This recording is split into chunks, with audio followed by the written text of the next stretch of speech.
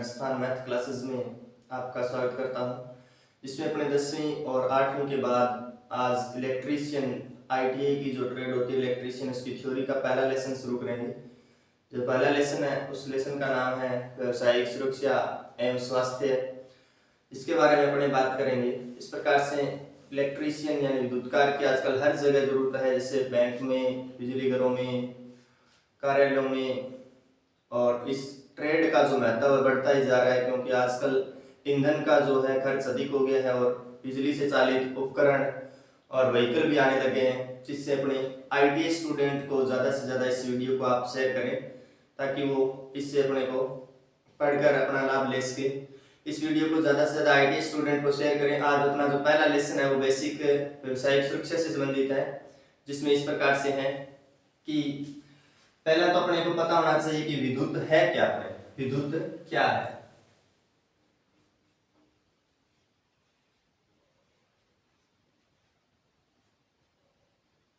विद्युत क्या है?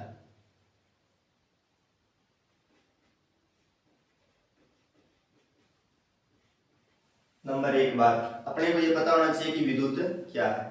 तो विद्युत एक प्रकार की ऊर्जा है। विद्युत क्या है? एक प्रकार की ऊर्जा है।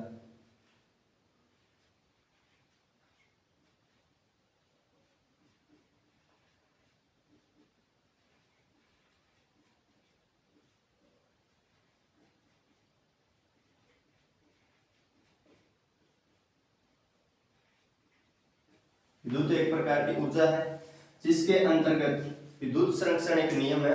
इसमें अपने को पता है कि ऊर्जा संरक्षण नियम के अनुसार आप ऊर्जा को न तो पैदा कर सकते हैं और न ही समाप्त कर सकते हैं। तो दूसरा जो पॉइंट है अपने पास, ऊर्जा संरक्षण नियम क्या है?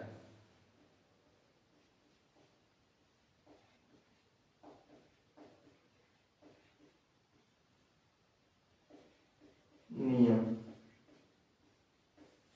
ऊर्जा संरक्षण नियम के अनुसार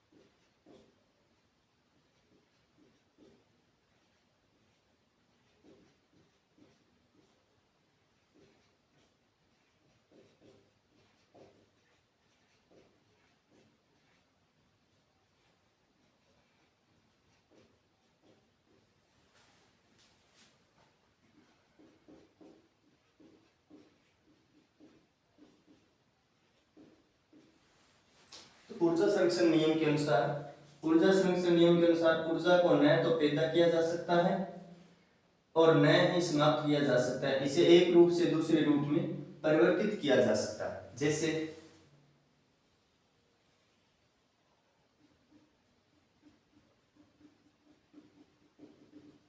सोलर प्लेट्स के माध्यम से अपने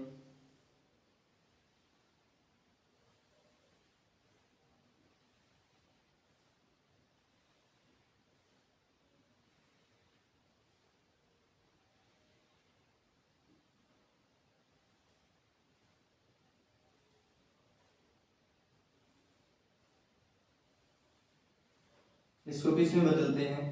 जो सोलर प्लेट्स होती है इसमें लगे डायोड, इसको किस में चेंज कर देते हैं? डीसी की विद्युत ऊर्जा में। किस में चेंज कर देते हैं? डीसी की विद्युत ऊर्जा में। तो प्रकाश से किस में चेंज हो रहा है? डीसी विद्युत ऊर्जा। और फिर अपने क्या करते हैं, इस डीसी विद्युत ऊर्जा से रासायनिक ऊर्जा में इसको परिवर्तन कर लेते हैं। किसके द्वारा? बैटरियों में स्टोर कर। किसके द्वारा? बैटरी में स्टोर करके इसको किस में बदल लेते हैं? रासायनिक ऊर्जा में। ये इसका माइनस और यहां से इसका प्लस। डीसी में एक खास बात ध्यान रखनी होती है कि ध्रुवता सेम होनी चाहिए, प्लस में प्लस और माइनस में माइनस होना चाहिए। तो ये प्लस होता है जो एनोड होता है, और ये होता है कैथोड जो माइनस है। माइनस कैथोड होता है। एनोड प्लस का होता है, माइनस का कैथोड होता है। इससे अपने क्या करते हैं कि डीसी विद्युत ऊर्जा को रासायनिक यानी बैटरी में स्टोर कर लेते हैं। एक ऐसी ऊर्जा जो स्टोर हो सकती है रासायनिक ऊर्जा के रूप में, अपने विद्युत को क्या कर सकते हैं? स्टोर कर सकते हैं। तो ये किस में चेंज कर देगी? रासायनिक ऊर्जा में। यहां से जो चेंज होगा डीसी से रासायनिक ऊर्जा में परिवर्तन।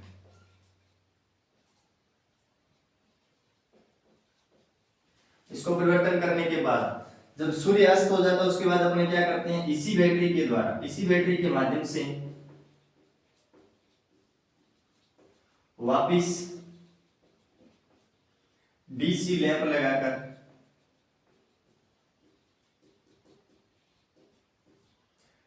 रासायनिक ऊर्जा को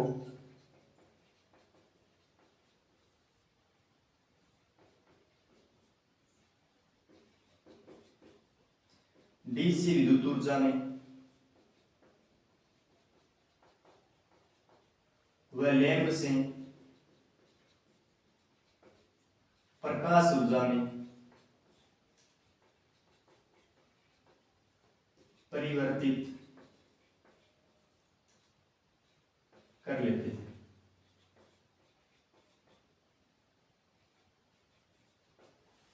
तो यहां से अपने सोलर की जो प्रकाश ऊर्जा है उससे अपने को किसमें चेंज कर लेते हैं? सोलर प्लेट का मतलब डीसी विद्युत ऊर्जा में, और सोलर प्लेट से कनेक्शन ले लेते हैं अपने बैटरी में, और बैटरी किसमें चेंज करते हैं? रासायनिक ऊर्जा में। रासायनिक ऊर्जा से वापस अपने किसमें चेंज कर लेते हैं? डीसी विद्युत ऊर्जा को, और डीसी विद्युत ऊर्जा में लैंप लगाकर अपने किसमें चेंज कर देते हैं?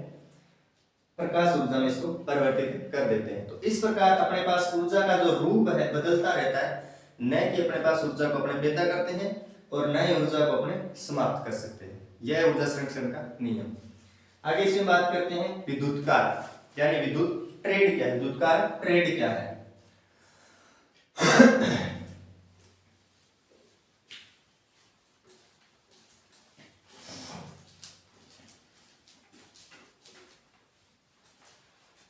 विद्युत कार्य ट्रेड क्या है?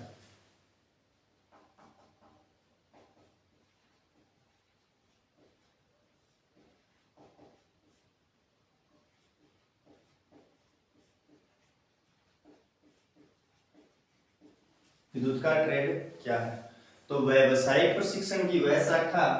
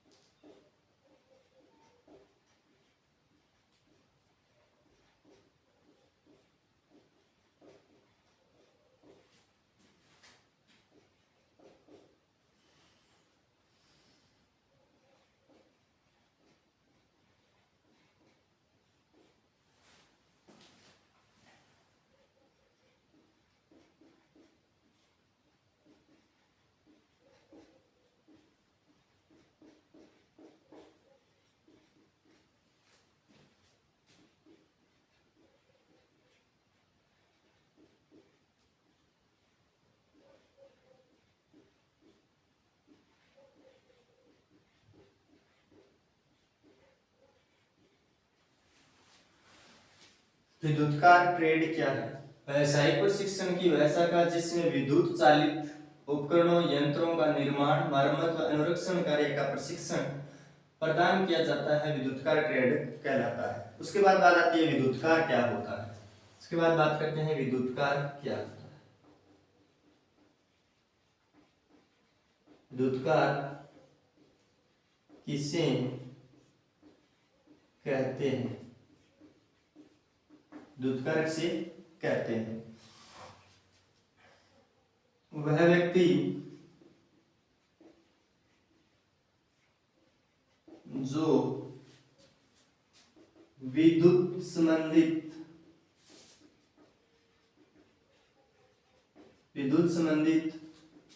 उपकरणों मशीनों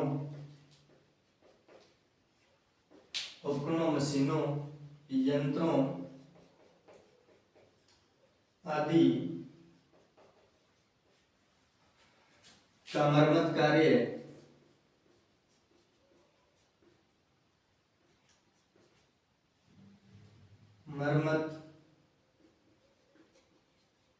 अनुरक्षण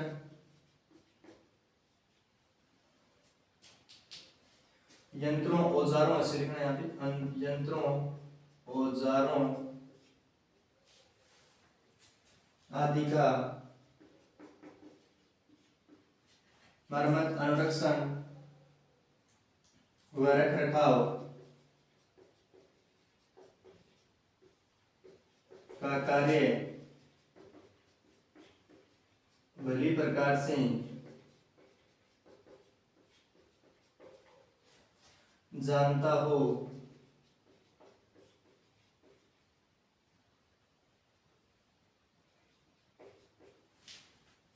विद्युतकार कहलाता है। विद्युतकार कहलाता है।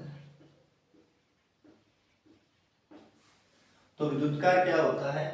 वह व्यक्ति जो विद्युत संबंधित उपकरणों मशीनों यंत्रों औजारों आदि का मरम्मत अनुरक्षण व रख रखाव का कार्य भली प्रकार से जानता हो, विद्युतकार कहलाता है। विद्युतकार कहलाता है। अब बात करते हैं विद्युतकार के कर्तव्य। विद्युतकार के कर्तव्य। विद्युतकार के कर्तव्य। विद्युतकार के कर्तव्य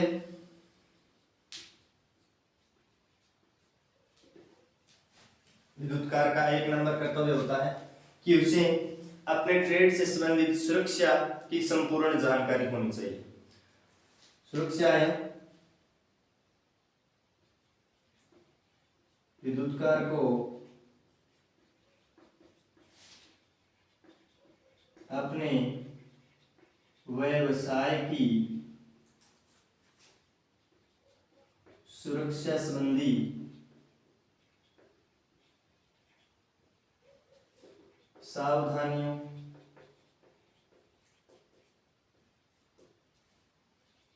का संपूर्ण ज्ञान होना चाहिए।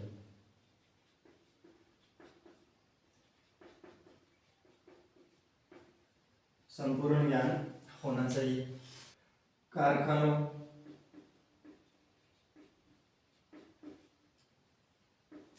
कार्यशालाओं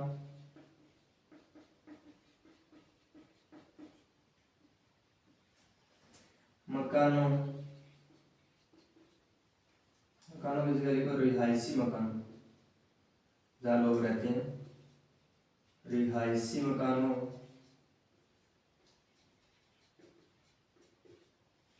में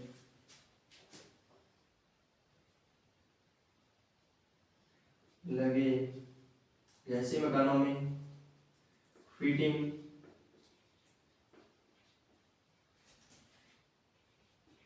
उपकरणों की मरम्मत व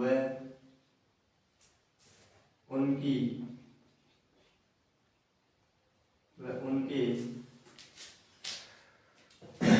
फिटिंग्स उपकरणों की मरम्मत व उनके अनुरक्षण का कार्य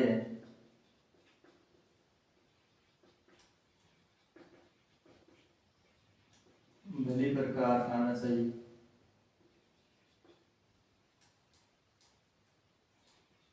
का भली प्रकार ज्ञान हो। तो एक विद्युतकार होता है जिसे कारखानों, कार्यालयों, रिहायशी मकानों में फिटिंग्स उपकरणों की मरम्मत एवं उनके अनुरक्षण का कार्य भली प्रकार आना चाहिए, यानी इसको भली प्रकार उसका ज्ञान होना चाहिए। नंबर 3 इसकी बात करते हैं अपने।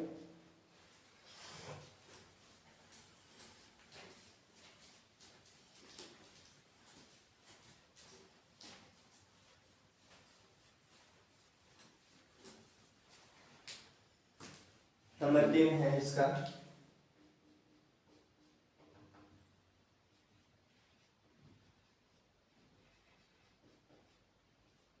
विद्युतकार को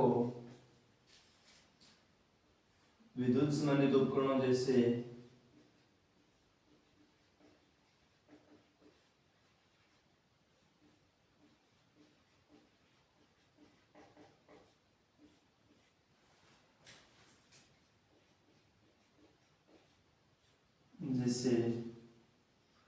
मेगर,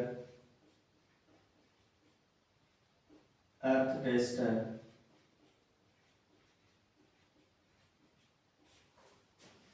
ओहममीटर,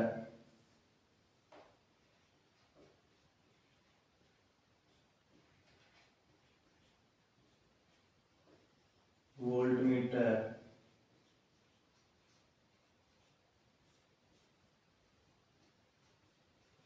एम्पियर मीटर,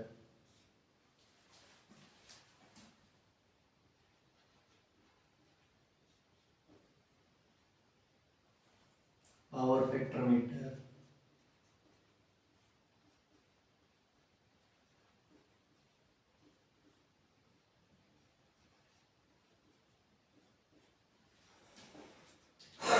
ऊर्जा मीटर,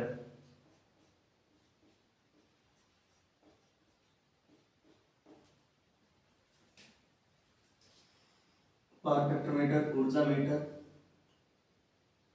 उसके बाद अपने फ्रीक्वेंसी मीटर,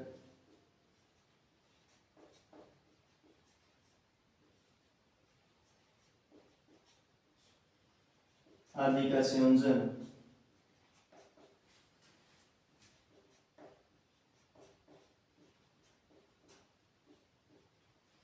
इनमें दोष व इनमें संयोजन करना व इनमें उत्पन्न दोष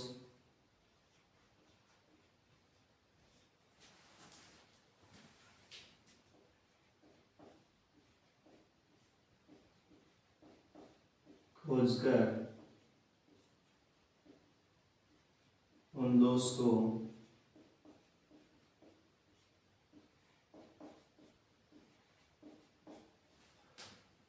दूर करना भली प्रकार से आना चाहिए। दूर करने का ज्ञान होना चाहिए।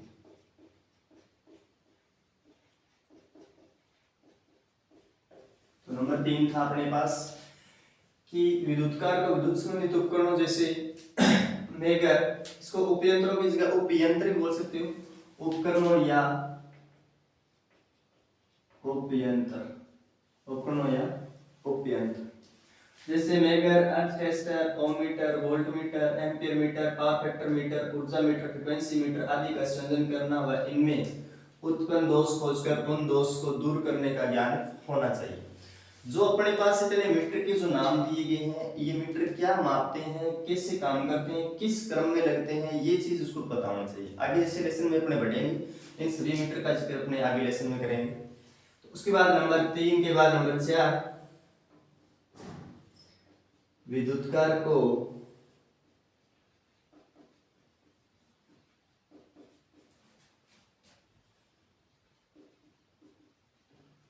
वैद्युतिक कार्य से संबंधित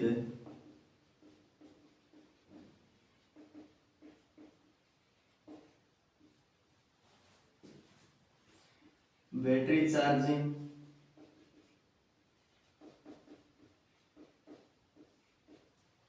डिस्चार्जिंग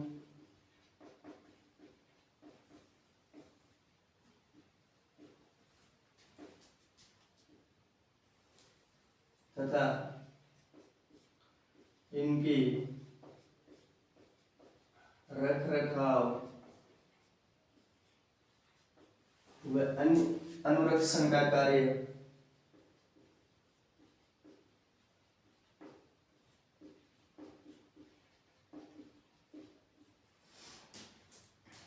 करने का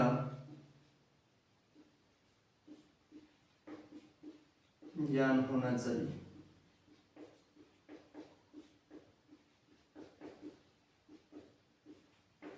इसे इसका भी ज्ञान होना चाहिए। तो विद्युतीकरण, बैटरी चार्जिंग, डिस्चार्जिंग, अनुरक्षण और रखरखाव का ज्ञान भी होना चाहिए।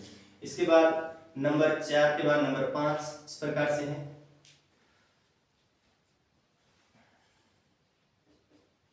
कि BIS नियमों के अनुसार BIS संतुतियों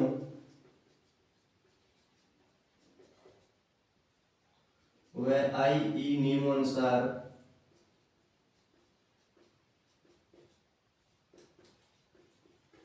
अनुसार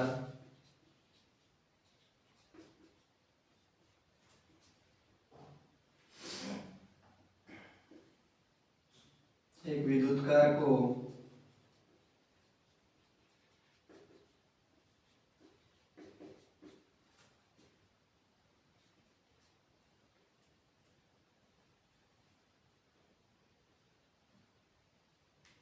वायरिंग स्थापना का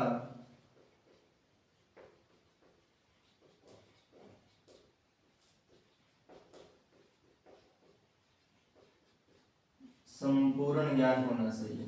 संपूर्ण ज्ञान होना चाहिए। एक विद्युतकार को BIS संतुतियों IE नियमों के अनुसार एक विद्युतकार को व्यावसायिक वायरिंग स्थापना का संपूर्ण ज्ञान होना चाहिए। BIS क्या है? Bureau of Indian standard, bureau of Indian standard. इसकी आगे बात करेंगे अपने, जो फुल फॉर्म है 3-4 अपने पास वो अपने लिखेंगे लास्ट में। नंबर 6 के अनुसार LT लाइनों को जोड़ना,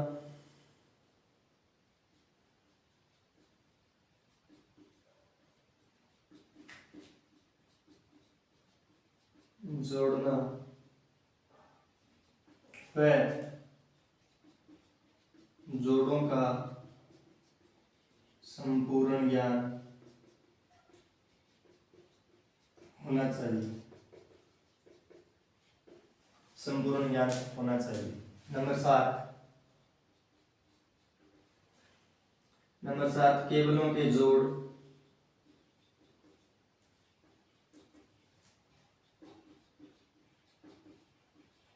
व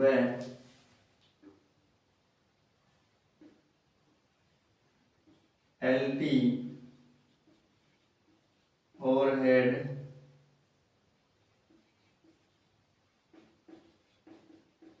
लाइन का भी ज्ञान होना चाहिए।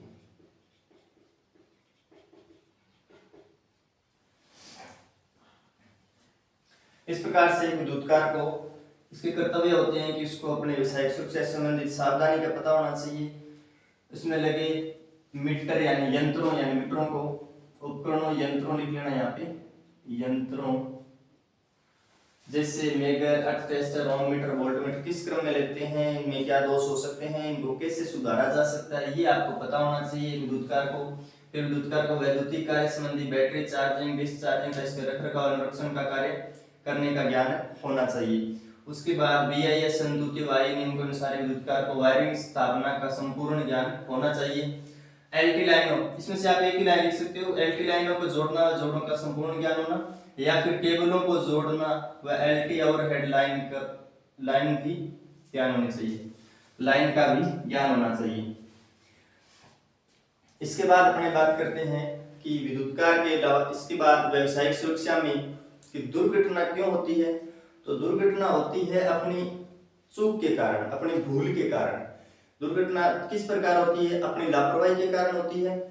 तो लापरवाही आप न बरतें, किसी भी कार्यशाला में अगर कार्य कर रहे हैं तो वहां लापरवाह नहीं होना चाहिए। अपने को सावधानी पूर्वक सुरक्षा नियमों का पालन करते हुए अपने को उसके अंदर कार्य करना चाहिए। अगला जो अपना पॉइंट है,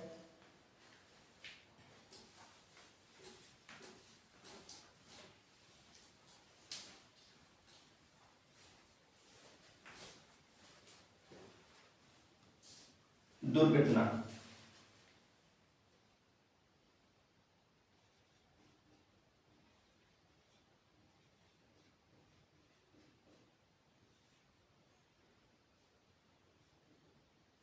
दुर्घटना के कारण,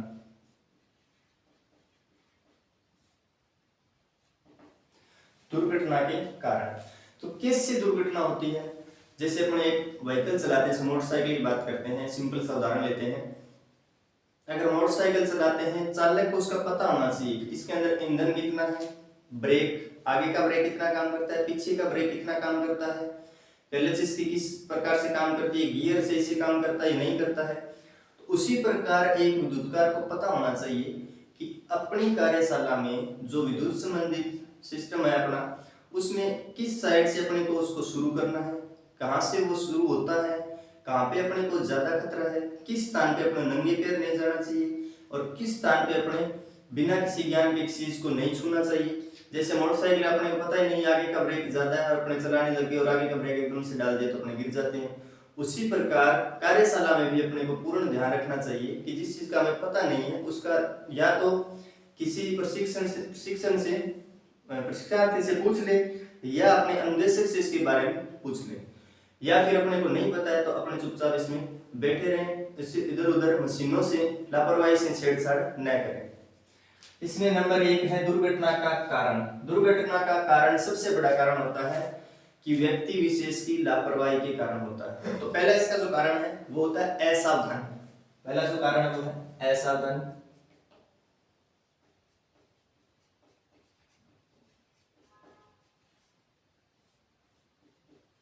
असावधानी, कार्यशाला में सावधानी से कार्य न करने के कारण दुर्घटना हो सकती है।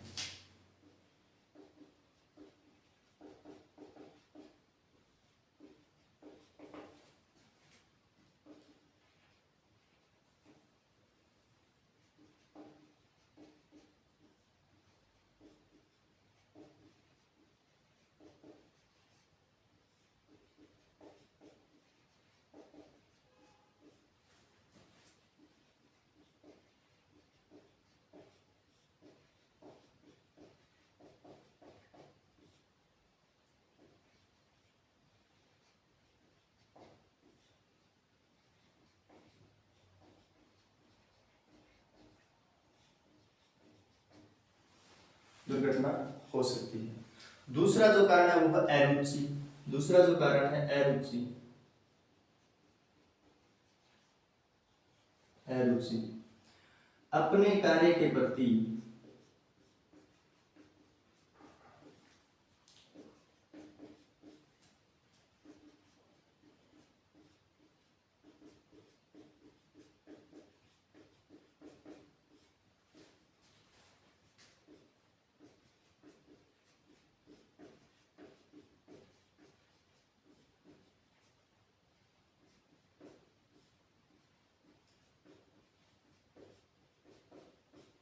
अपने कार्य के प्रति लगन से, अपने कार्य को लगन से न करना, वह कार्य के प्रति सजग न होना भी एक दुर्घटना को अंजाम देता है। नंबर 3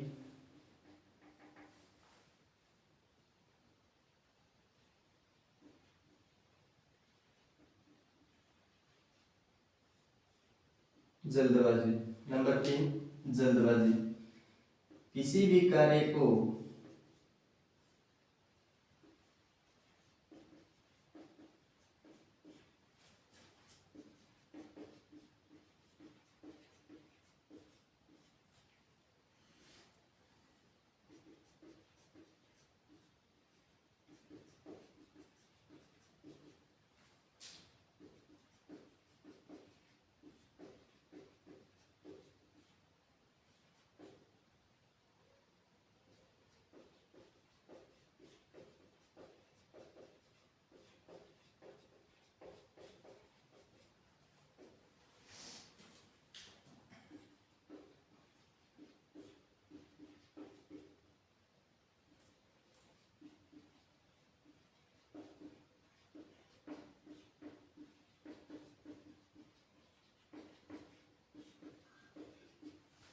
किसी भी कार्य को अपने समय से पूर्व समाप्त करने व जल्दी समाप्त करने की इच्छा से भी दुर्घटना हो सकती है।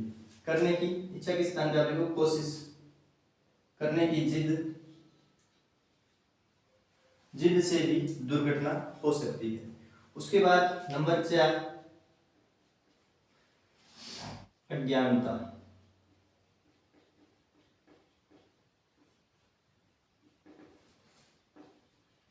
किसी भी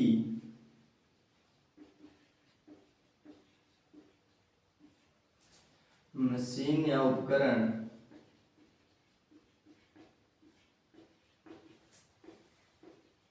का ज्ञान न होने पर उससे छेड़छाड़ करने पर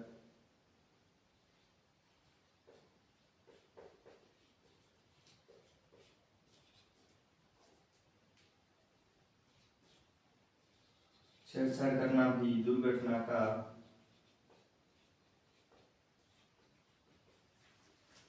एक प्रमुख कारण हो सकता है।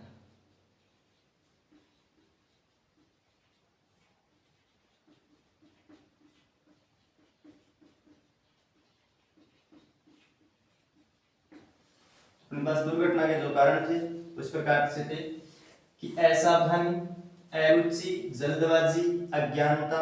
उसके बाद अगला पॉइंट है, उसकी बात करते हैं उत्सुकता।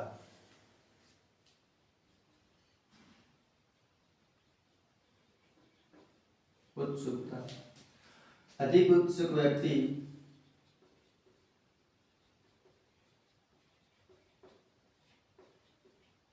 के कारण भी दुर्घटना हो सकती है।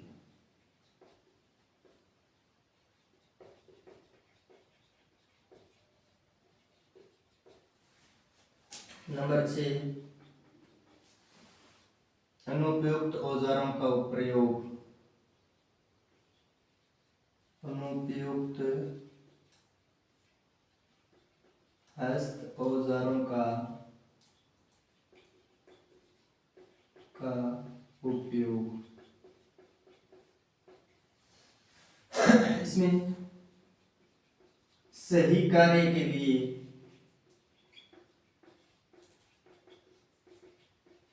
सही औजार का प्रयोग न करने से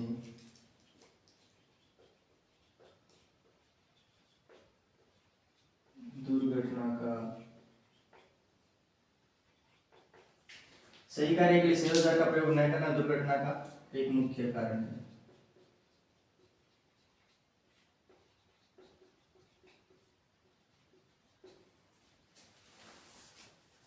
नंबर 5 6 के बाद 7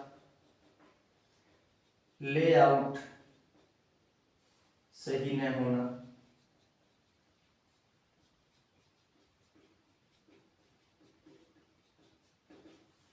तो इसमें मशीनों आदि का जो लेआउट होता है, जैसे मोटर जनरेटर सेट हो गया, उनका लेआउट सही न होने से दुर्घटना हो सकती है।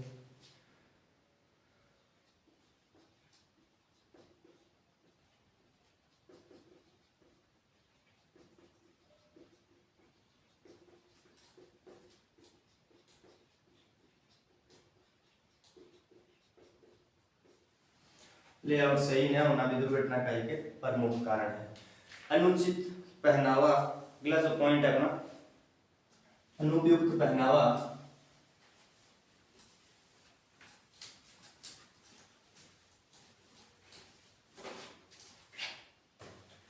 अनुपयुक्त पहनावा 8 नंबर।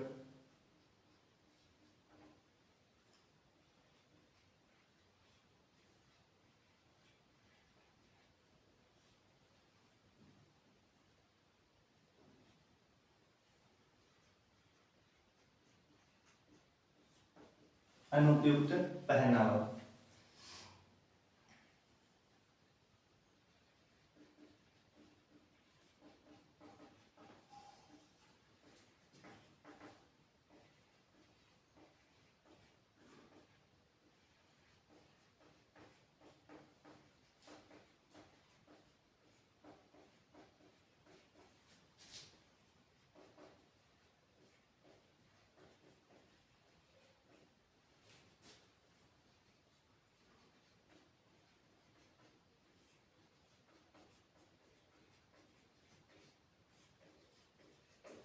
ये जो है दुर्घटना के प्रमुख कारण है।